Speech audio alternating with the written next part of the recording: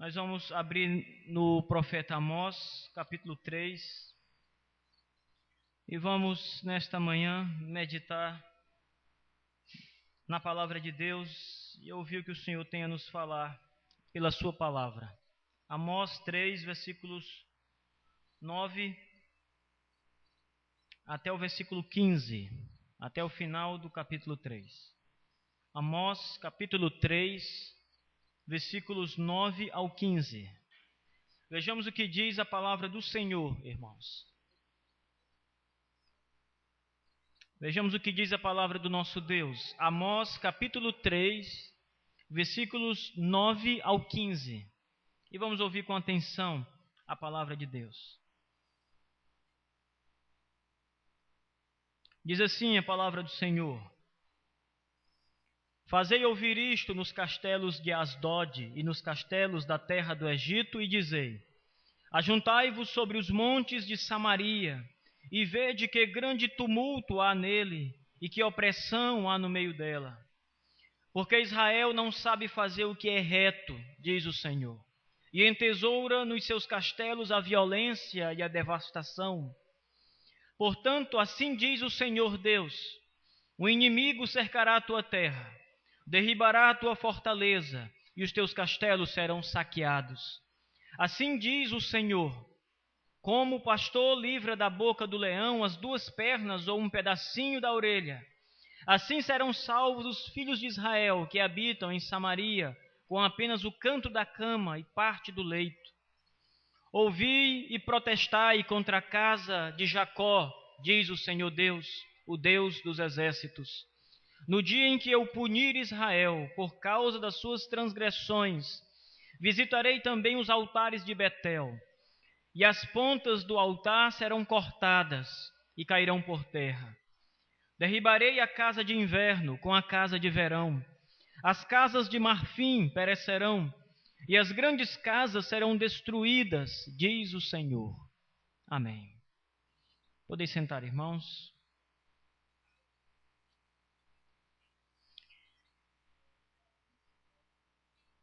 Irmãos,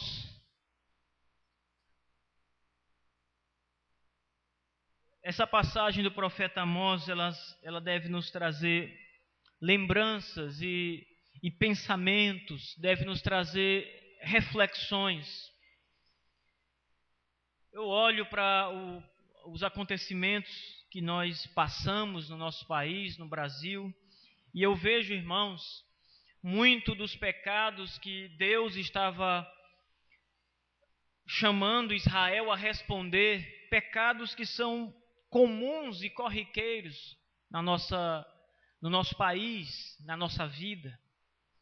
Nós temos no nosso campo político, e o texto de Amós ele trata muito acerca disso, dos governantes, dos juízes que tinham a autoridade de julgar com justiça a terra, mas não faziam isso, dos ricos e poderosos que dominavam o reino de Israel naqueles dias. Então nós olhamos que Amós fala contra uma elite que oprimia o povo. E nós temos, nos últimos dias principalmente, acompanhado a trajetória do nosso país, e nós temos visto, irmãos, grandes escândalos sendo apresentados diante dos nossos olhos, principalmente no campo da política.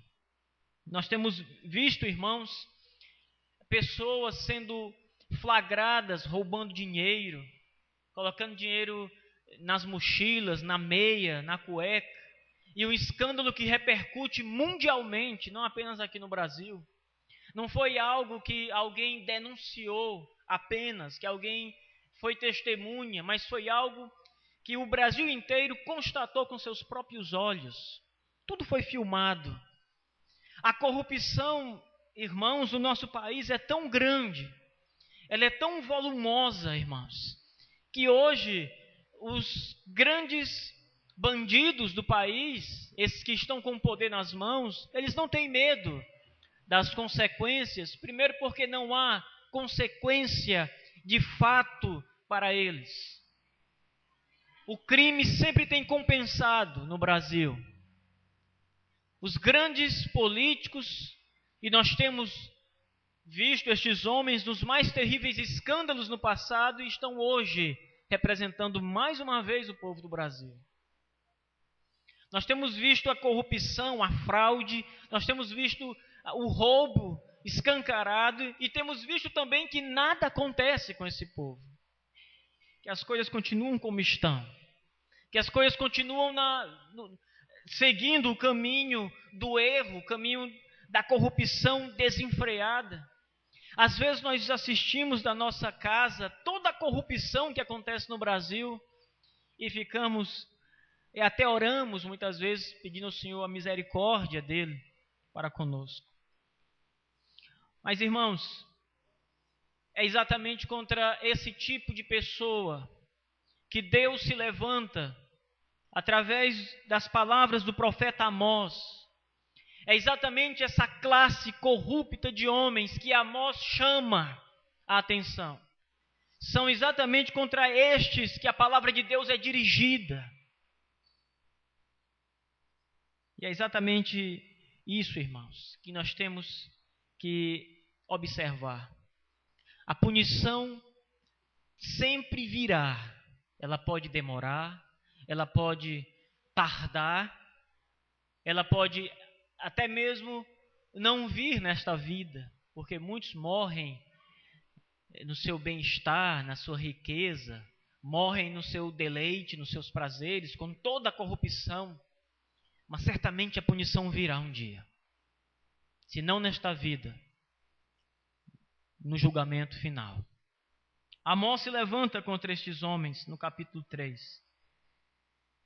E Amós chama testemunhas para também, junto com Deus, junto com o profeta, olharem contra Israel, serem testemunha dos pecados do povo. Nós somos testemunhas do pecado dos políticos do Brasil, irmãos. Eu e vocês viram na televisão a fraude, a corrupção, o roubo. Nossos olhos viram. Nós somos testemunhas. Nós somos crentes e somos testemunhas de algo errado. Mas Deus chama duas nações ímpias, pagãs, para serem testemunha dos pecados da nação de Israel. Deus chama, veja o versículo 9. Fazei ouvir isso nos castelos de Asdod e nos castelos da terra do Egito. Deus chama, Deus diz, os arautos vão até a terra de Asdod, vão até os castelos na terra do Egito e façam ouvir a palavra do Senhor nestas terras, para que aquelas nações ímpias e pagãs pudessem contemplar, testemunhar o pecado de Israel, o desvio de Israel. Asdod era parte da terra dos filisteus. Nós vimos, por exemplo, no capítulo 1, que uma das nações que o Senhor se levanta é contra Asdod. É contra Asdod. Versículo 8, ele diz: eliminarei o morador de Asdod, terra dos filisteus, porque eram ímpios e pagãos, não temiam ao Senhor e faziam as coisas erradas. Mas essa nação é chamada para ser testemunha contra o pecado de Israel. O profeta Isaías, falando contra o povo de Deus, diz: eu tomo hoje os céus e a terra como testemunha contra vocês, que vocês estão desviados da presença de Deus, que vocês estão blasfemando contra o nome do Senhor. Estas nações ímpias são chamadas. Irmãos, é interessante isso, irmãos, porque nós somos o povo de Deus. Nós somos crentes em Cristo. E certamente, irmãos, nós somos, como a gente gosta muito de falar isso para as pessoas, nós somos uma vitrine. Ou seja, o mundo inteiro está nos olhando, nos vendo. Quando um crente faz algo errado, todo mundo vê, todo mundo vai falar. O nosso testemunho é manchado. A palavra de Deus, irmãos, diz que quando Davi pecou adulterando com Batseba, sabe o que aconteceu? Os moradores vizinhos blasfemaram do nome do Senhor por causa do pecado de Davi, o nome de Deus foi blasfemado. As pessoas estão olhando para nós também.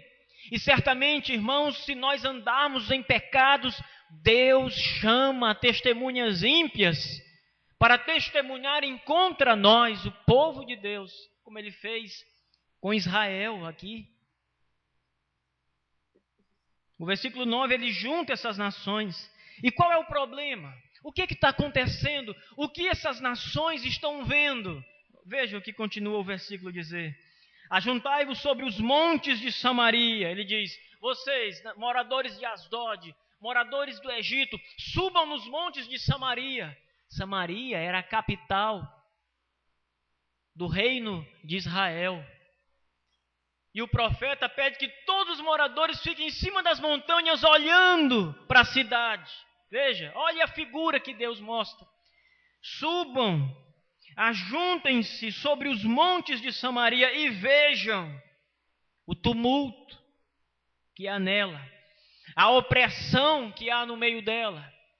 Deus pede que as nações ímpias assistam de um lugar privilegiado, aonde eles possam contemplar toda a cidade. E claro que isso é uma linguagem figurada, uma linguagem de hipérbole que o profeta usa, mas para mostrar quão grande era o pecado de Israel.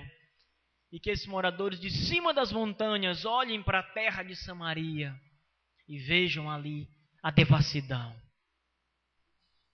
É como alguém, irmãos, que está em uma montanha, digamos, se Campo Maior fosse cercada por grandes e altas montanhas, e Deus dissesse, subam nas montanhas, moradores de outras terras, e olhem para esta cidade de Campo Maior, e contemplem a maldade dos seus habitantes. Irmãos, Israel havia se desviado da lei do Senhor. Nós vimos até aqui que os juízes roubavam os pobres, que os juízes se vendiam para os ricos, que os juízes julgavam a causa dos ricos, mesmo quando eles estavam errados, que os juízes tomavam as terras dos pobres e davam para os ricos. Um julgamento, irmãos, que mostra o estado moral que estava vivendo o povo de Deus. Todas as vezes, irmãos, que a Escritura nos fala isso, erros morais, nós temos que olhar para nós, irmãos, e ver como está a nossa vida diante de Deus.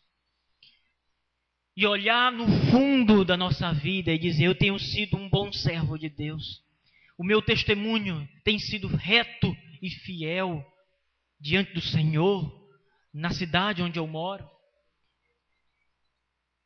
No meu trabalho eu tenho agido com honestidade diante dos funcionários. Será que nas conversas com os meus amigos ímpios que trabalham comigo, que estudam comigo, eu tenho me mostrado um homem reto diante de Deus, um crente fiel?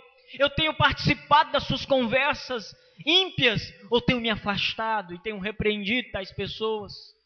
Isto é ter uma vida moralmente correta. Eu tenho roubado as pessoas? Eu sou comerciante, será que eu tenho colocado preços exorbitantes nos meus produtos? Será que eu tenho vendido, por exemplo, como nós vamos ver o profeta falar isso, será que eu tenho vendido 1 quilo de açúcar, mas quando na verdade ele pesava apenas 900 gramas? Isto, irmãos, é ter uma vida íntegra diante de Deus, é temer ao Senhor. Os nossos juízes, quando nós crentes julgamos alguma causa entre um irmão, entre nossos familiares, quando nós vamos dar ali a nossa visão, o nosso julgamento sobre determinado assunto, nós temos julgado com justiça, irmãos? Nós temos julgado a favor de alguém porque ele é meu amigo? Ou nós temos ficado sempre do lado da verdade, mesmo que venhamos a falar contra o nosso amigo? Era exatamente esse tipo de pecado, irmãos, que as nações ímpias estavam vendo Israel fazer. Deus chamou os ímpios para mostrar a Israel, através de Amós, que a nação entendesse que os seus atos eram iguais ou piores aos atos dos homens ímpios que não conheciam a Deus. Todas as vezes, irmãos, que nós nos portamos como os pagãos, como os ímpios, que nós vivemos não como crentes, mas vivemos como pessoas que não conhecem a Deus, quando a nossa vida não faz diferença alguma, quando nós somos corruptos, nós estamos de fato mostrando e fazendo com que os ímpios blasfemem do nome do Senhor. Nós somos culpados disso. Vejam só, eu estava ouvindo uma história interessante na semana passada. Chegou um amigo para mim e disse assim: olha, eu estou ouvindo o programa de rádio. Ele não é crente, esse rapaz. Estou acompanhando o seu programa. Eu disse, graças a Deus, irmãos. E ele disse assim: olha, pastor, tem que ser assim mesmo. Você tem que falar aquelas coisas mesmo. O pessoal já está cansado de ouvir aquelas outras coisas. Eu não sei quais as outras coisas que ele se referia. Mas tem que ser assim mesmo. Eu não sei também qual foi a mensagem que ele ouviu. Aí ele deu um exemplo. Ele disse, olha, eu estava numa loja ali, que eu não vou citar o nome, e nem a pessoa. Ele disse, e o dono da loja é crente. E ele disse, rapaz, se eu fosse prefeito da cidade, eu roubava mesmo. E esse homem ímpio disse assim, rapaz, o que é isso, rapaz? Que crente é você? Esse homem ímpio disse isso. Que crente é você? E a pessoa, ele dizendo, ficou assim meio desconcertada, mas disse, rapaz, tem que roubar mesmo. Todo mundo faz isso, tu acha que eu ia entrar lá e não ia fazer nada? Eu ia me dar bem. Ele disse, rapaz, que Deus é esse que tu serve? Irmãos, nós somos vistos, irmãos. Às vezes Deus levanta testemunhas pagãs, ímpias contra nós, para que eles contemplem e se escandalizem dos nossos pecados, irmãos. Para que eles olhem para nós, para as nossas atitudes e não admitam. E digam assim, rapaz, isso é errado demais, isso que você faz. Os ímpios dizem isso com o povo de Deus. Quando o povo de Deus nega-se a viver uma vida santa e piedosa, na presença do Altíssimo. Nós somos observados, irmãos. As nações ímpias foram chamadas para olhar para Israel. E o verso 10, o Senhor diz, é porque Israel não faz o que é reto. Israel não faz o que é certo. Ele entesoura em seus castelos a violência. Entesoura em seus castelos a devastação. O profeta se refere ao luxo e à impiedade que havia naquelas cidades. É isso que Israel guarda para si. É isso que Israel tem juntado, entesourado. Devastação, impiedade. Israel não é reto, diz Deus. E o que vai acontecer com uma nação assim, irmãos? Se nós vivermos como esses homens que não conhecem a Deus, que vivem nos seus erros porque não conhecem a Deus, mas nós se conhecemos ao Deus Santo e Eterno, nós se conhecemos e sabemos as exigências de Deus, que Deus nos chama para a santificação, sem a qual ninguém verá o Senhor, está escrito em Hebreus. Se nós temos a consciência, irmãos, de que Deus pune o pecado, de que Deus pune o seu próprio povo, o que será de nós? Será que Deus vai agir diferente conosco? Ou vai agir como ele agiu com Israel no passado? Israel recebeu de Deus a punição e foi dura, irmãos. O versículo 11 diz, portanto, assim diz o Senhor Deus. Não é o profeta Amós.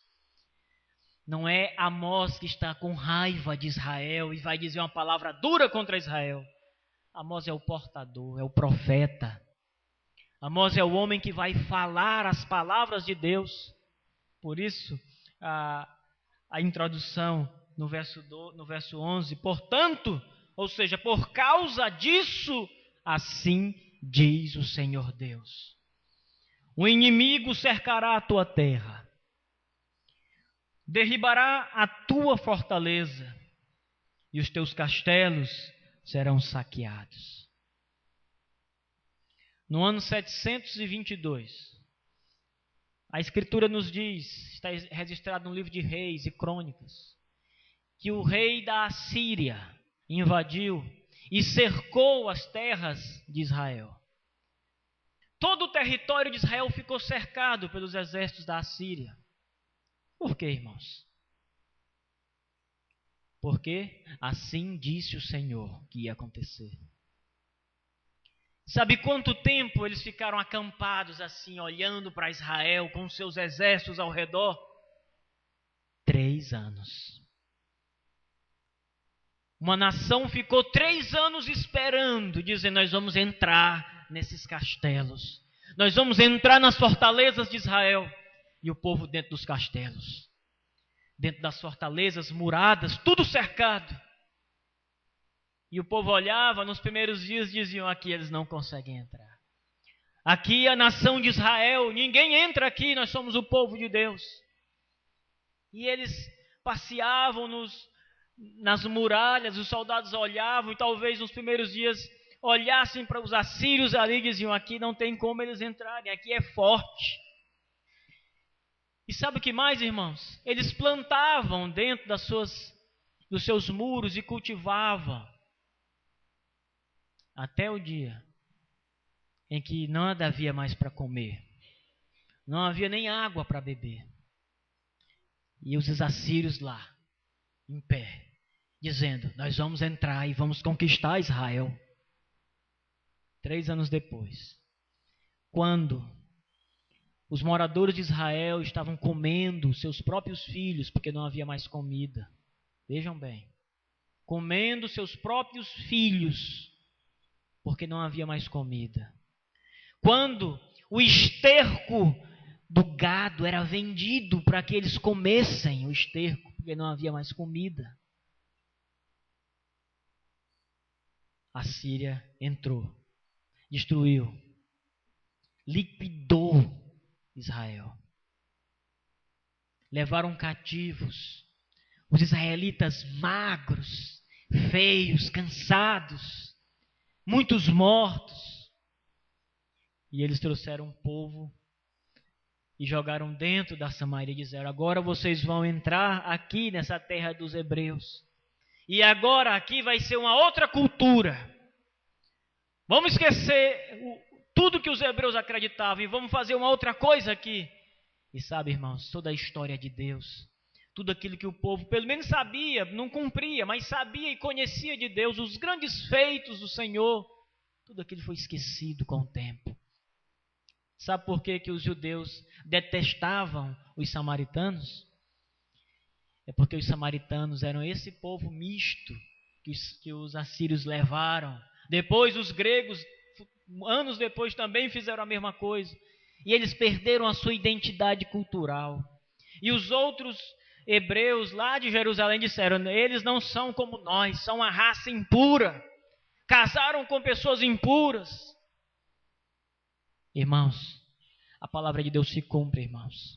Se Deus, com o seu povo escolhido, a sua nação, o povo em que Ele escolheu se revelar. Irmãos, Deus não se revelou para nenhuma outra nação. Nós vimos isso no texto passado. Deus escolheu se revelar para Israel. Deus disse: olha, de todas as nações da terra, vocês vão me conhecer. Os meus estatutos, os meus profetas virão de vocês. O meu templo será construído aqui. Vocês ouvirão o meu nome. Vocês conhecerão. Paulo diz isso. Não são nossas as promessas, os estatutos? A lei não pertence aos hebreus, aos israelitas? Nenhuma nação recebeu o que o povo escolhido, a nação de Israel recebeu. E esse povo se rebelou. Nós, irmãos, temos aprendido de Deus, conhecido a Deus. Nós temos ouvido a sua palavra. domingo após domingo, temos a nossa Bíblia em casa para lermos. E como nós temos nos portado diante das pessoas que nos circundam?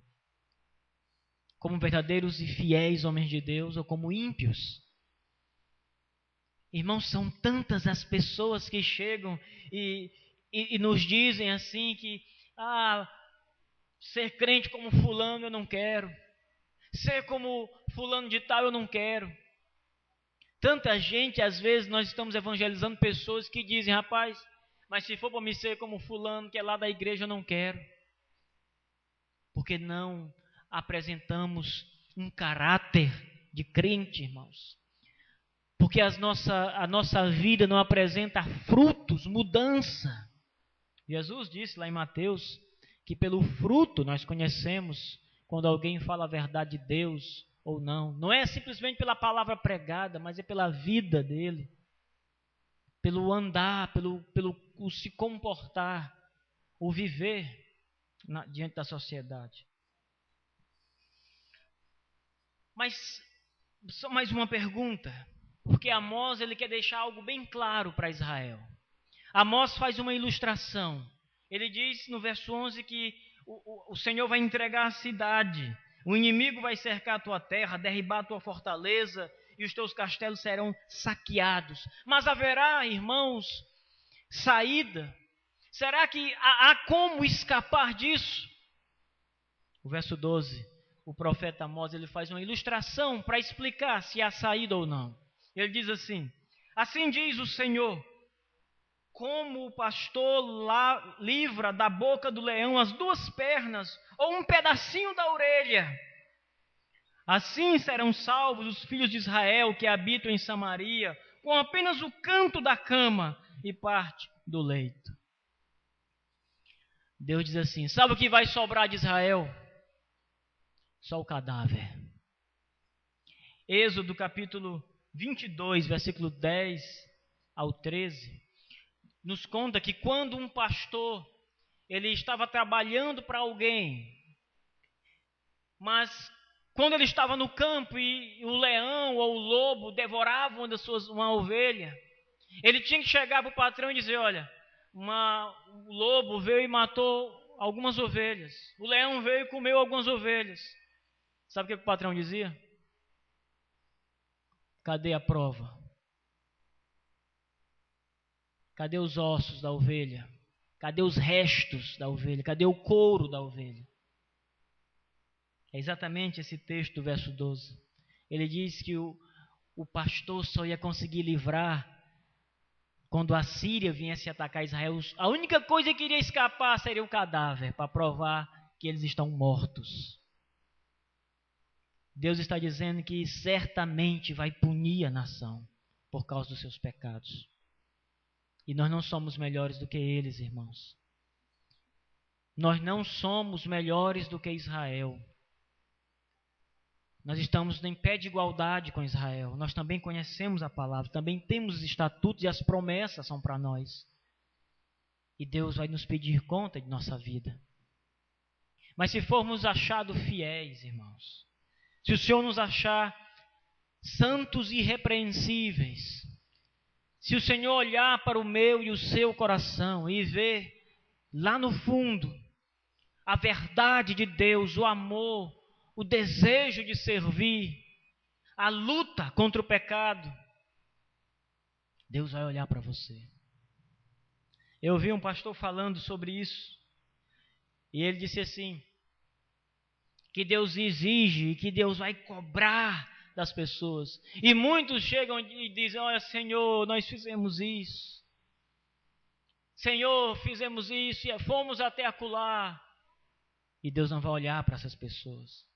Mas aquele crente, o pregador estava falando, aquele crente que diz: oh Deus, eu estou perdido, Tu vai me matar porque eu sou grande pecador, Senhor. Senhor, eu sei, Senhor Deus, que eu não tenho sido reto, não tenho andado de verdade na Tua presença, Senhor. E essa pessoa que chora ao dizer isso, que sente os seus pecados, a malignidade do pecado, a esse Deus recebe, irmãos. Deus recebe muito que vem dele. A esse que tem a oferecer a Deus uma vida contrita, Deus recebe a sua oração, a sua adoração, o seu cântico. Deus recebe a vida desse homem. Porque ele está lutando contra o pecado, ele está se esforçando para viver a vida cristã. Ele tem labutado dia e noite contra o pecado, contra o inimigo Satanás, o inimigo das nossas almas. E tem sofrido com isso, tem caído no chão por isso, mas se levanta e continua lutando, mesmo diante da sua fraqueza. A esse Deus recebe muito. Deus tem muito a receber. Finalmente, irmãos, o verso 14 e 15, Deus nos mostra que nessa destruição que vai vir sobre Israel, Deus vai destruir totalmente o culto pagão que está acontecendo em Israel, o falso culto. Veja, irmãos, Deus vai destruir os altares onde o falso culto acontece. No dia em que eu punir Israel por causa das suas transgressões, visitarei também os altares de Betel, e as pontas do altar serão cortadas e cairão por terra. O altar ficava na entrada do templo. E era uma mesa grande, e em cada canto da mesa havia um chifre. E quando alguém estava com um pecado, se ele segurasse no chifre, a lei do Senhor diz, ele não pode ser morto enquanto estiver segurando nos chifres. E Deus diz, eu vou arrancar os chifres. Não haverá segurança para ninguém dentro do culto, do templo. Betel era uma cidade de Samaria, aonde havia o maior templo de adoração de Israel. Mas a adoração era falsa. Era uma adoração não conforme as Escrituras. E Deus diz, eu vou destruir Betel e o seu templo. E ninguém vai ficar protegido porque eu vou cortar os chifres do altar. Essa é a linguagem de Deus. E sabe os moradores ricos? Sabe aqueles que estavam, os juízes da terra, aqueles que extorquiam o pobre? Talvez eles achassem assim, bem, com o nosso dinheiro nós vamos dar um jeito de nos livrarmos de toda essa calamidade que Deus vai trazer. O profeta está dizendo, mas nós temos muito dinheiro, nós vamos nos livrar disso. Nós vamos fugir da cidade, nós vamos nos esconder em nossos castelos. O Senhor diz assim, derribarei a casa de inverno e a casa de verão. Eles eram ricos, irmãos. Eles no inverno moravam em uma casa, a casa de inverno. E no verão eles iam para outra casa, a casa de verão. Alguns têm casa de praia, tem uma casa no campo, tem uma casa na cidade. O Senhor está falando contra pessoas ricas assim, mas que viviam de modo errado, longe da lei de Deus. Deus diz, olha, toda a riqueza que vocês conseguiram extorquindo os pobres será inútil para vocês. Eu vou derrubar a casa de inverno, a casa de verão, as casas de marfim perecerão.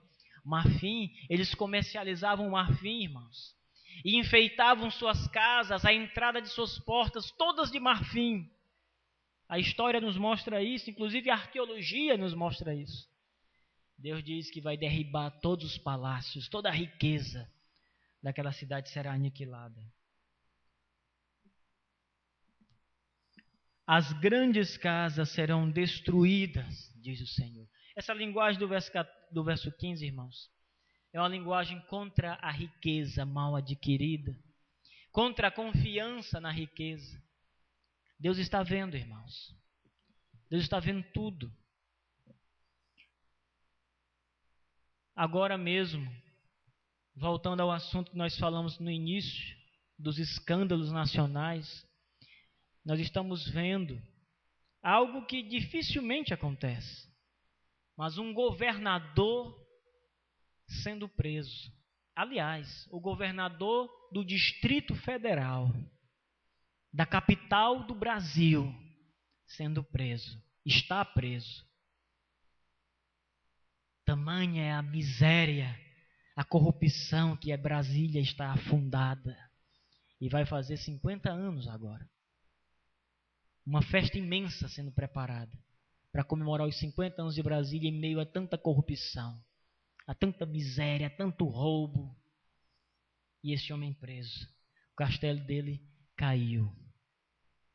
Em outras palavras, pode ser que ele saia dali, porque os juízes, como diz aqui, eles no tempo de Israel só advogavam a favor dos corruptos, porque eles pagavam. Pode ser que ele saia da prisão. Nós vimos com os nossos olhos ele roubando. E os seus assessores também. Nós vimos. Pode ser que ele saia. Pode ser que haja corrupção no poder judiciário mais uma vez. Mas pode ser que ele fique ali. E certamente, irmãos, sempre que nós agirmos assim, seja para ganharmos dinheiro, para qualquer outra coisa, sempre que agirmos com a injustiça, com a corrupção, os olhos de Deus estão sobre nós, voltados sobre nós, e nós vamos receber a punição. Ninguém vai escapar disso. Ninguém acha que Deus não está vendo ou que Deus não vai fazer nada. Os olhos do Senhor estão em toda parte, diz o salmista. Ele está vendo a nossa vida, a nossa retidão e a nossa corrupção. O Senhor vê. O Senhor é quem, como diz o profeta, esquadrinha o nosso coração. Esquadrinhar é medir todas as partes. Quer dizer, Ele conhece completamente o coração humano. Ele sabe tudo. O que se passa no seu coração, o que impulsiona você a alguma coisa. O que move o seu coração, se são desejos para a glória de Deus, se é inveja, se é corrupção moral. Seja o que for, seja coisa boa ou coisa ruim, Deus sabe. E Ele vai agir com justiça se nós estivermos em pecado. E vai agir com sua graça se estivermos confiados nele, o nosso coração for reto diante dele, não for como o coração de Israel. Deus nos abençoe, meus irmãos. Amém.